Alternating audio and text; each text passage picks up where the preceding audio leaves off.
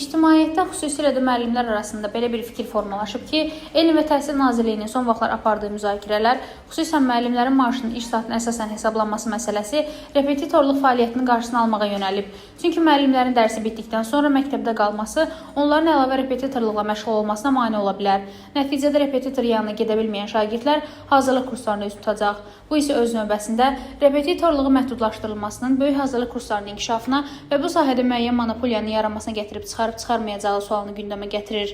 Bölgə TV xəbər verir ki, ekspert Elçin Əfəndi bildirib ki, Nazirliyin sözü gedən yeni qərar təhsil müəssisələrinin tabeliyində şagirdlərə əlavə hazırlıqların keçirilməsinə səbəb ola bilər. Bu qərarın hazırlıq kurslarına əlavə üstünlük verəcəyini düşünmürəm.